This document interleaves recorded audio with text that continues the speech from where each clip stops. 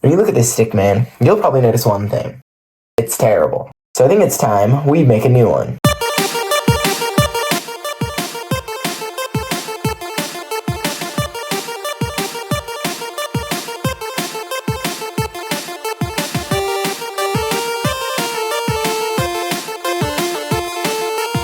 This new version is faster, stronger, smarter, and because I put these joint objects in, the Stickman looks a lot smoother, and the extra hinge joint components make it a much more lively ragdoll.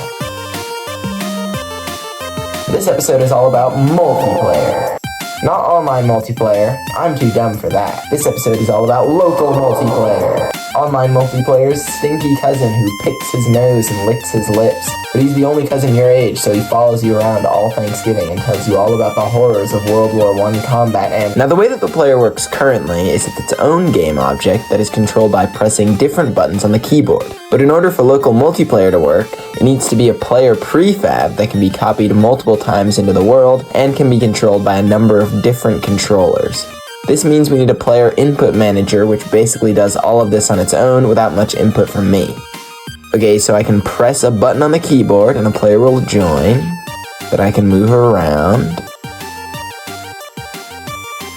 And then I can press a button on a controller and another player will join, that can move around independently from the original player.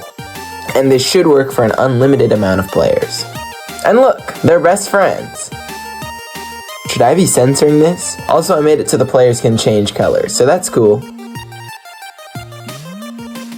Alright, time to make some guns. Some totally normal, definitely not bugged guns.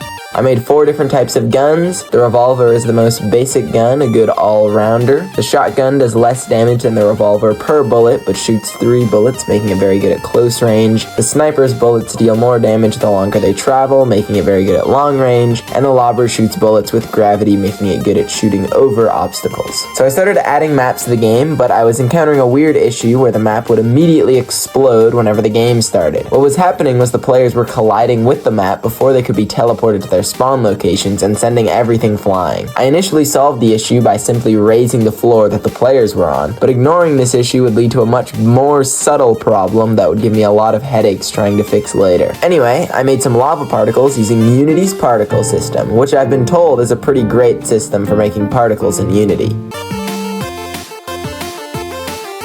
I used the same system to create a lava splash that triggers when something falls into the lava, and it is extremely satisfying.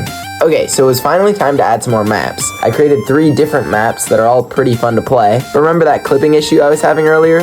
Well, it was back in a huge way.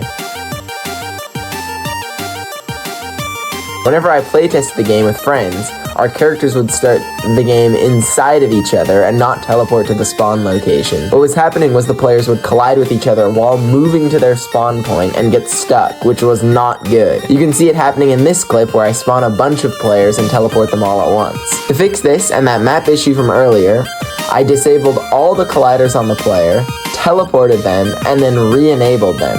This took forever because remember, this isn't just one collider, it's dozens of colliders across multiple players because this is a ragdoll game. Anyway, here's some gameplay footage.